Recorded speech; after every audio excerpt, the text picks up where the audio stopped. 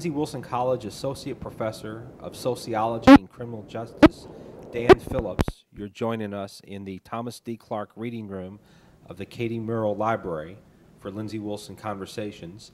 And the way this works is you get to enjoy a beverage of your choice while you get to discuss a topic of your choice. And the topic you've chosen is the recent book you've edited, Probation and Parole, Current Issues. What is probation and parole about?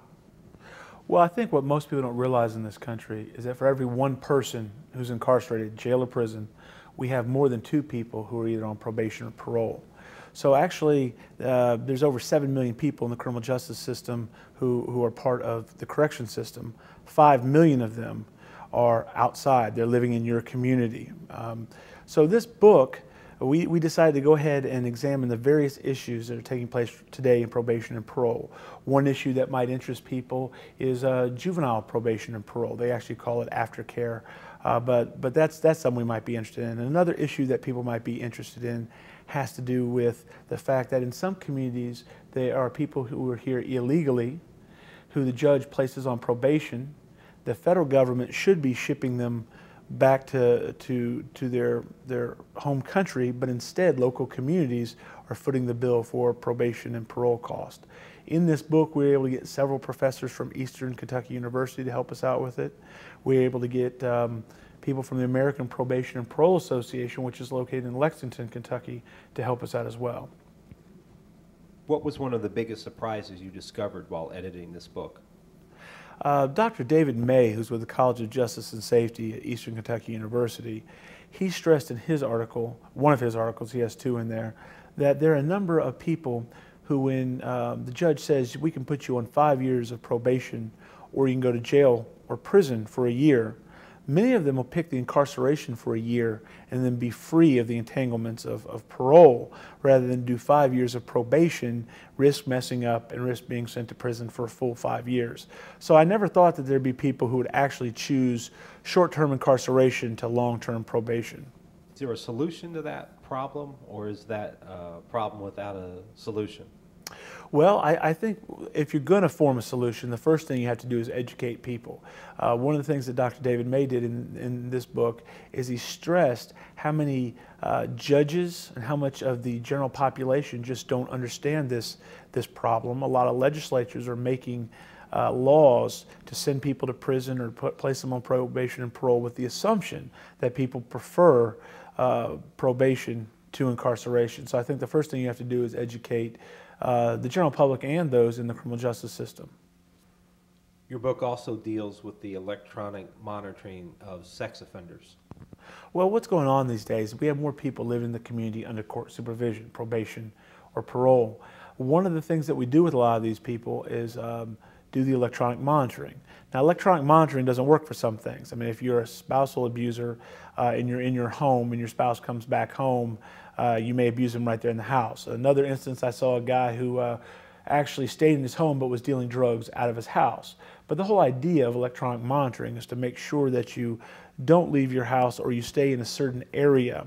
I think that that's going to grow by leaps and bounds. Some people have even suggested that there'll be private companies, like we have with alarm companies, who do nothing more than simply check on people who are at home. So this is something that's been done. I think initially what they used to do is call people at home or do home checks. Now that they've got electronic monitoring that can detect small infractions. You've mentioned several times about the growth of the criminal justice industry almost. Give us some idea of how big criminal justice is in the United States. Well, we have in the United States something like 16 or 17,000 separate police agencies. Every state has its own Department of Corrections. The federal government has their own Department of Corrections. There's over 3,000 different jail systems in the United States. I haven't even begun to talk about courts. What we have in the United States is a very large criminal justice system with many players, and it's particularly fragmented. One issue that comes up quite often, both with probation and parole, prisons, jails, is private industry. Private industry more and more is starting to take over some of the duties that people used to do in corrections. It used to be the people would supply food to the prison. Then they would do the laundry of the people in prison. Now they actually run the prisons. We have more than one private prison here in Kentucky. Major private prison headquarters is located down in Tennessee. And so I think you're going to see more and more of that sort of thing with probation and parole. Another topic you deal with in the book is enfranchising convicted felons.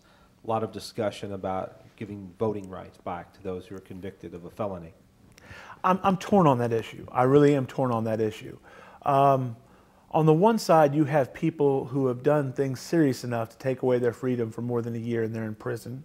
And I can also tell you this, young males who are doing a good deal of the crimes out there are not the type of people who are usually lining up at polling places to cast their vote. So I know that many people are concerned that they get the right to vote back when they get out of prison. Why do I favor it in some ways? In some ways I favor it because I think it's good that people who return to the community try to do the kinds of things they need to do to become an active, participating member of society. At the same time, I think people need to recognize that when you do a serious crime, you can lose more than just your freedom. You can lose your future right to vote. You can also lose your future right to run for office. One article I did include in that book had to do with dealing with people with mental illnesses. A lot of people with mental illnesses leave psychiatric hospitals, they leave jails, they leave prisons.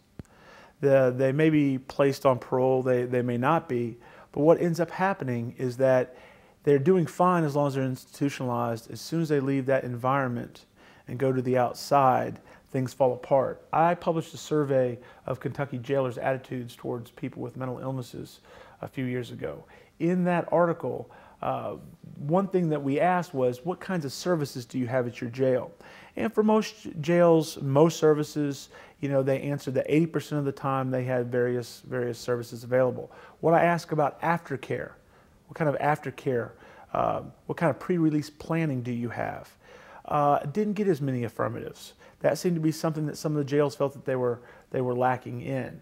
So I think it's very important that when special populations leave prison, that they're met in the community with the things that they need. The thing I want to stress to everybody is 95% of the people who go into prison are going to come out. And most of the people under court supervision are not currently in prison or jail. So you'd better care about what goes on in the community, what your probation and parole office is doing, because they'll have much more impact on you than some guy sitting in some prison 200 miles away. Lindsey Wilson College Associate Professor of Sociology and Criminal Justice, Dan Phillips, thank you for joining us for Lindsey Wilson Conversations. Thank you.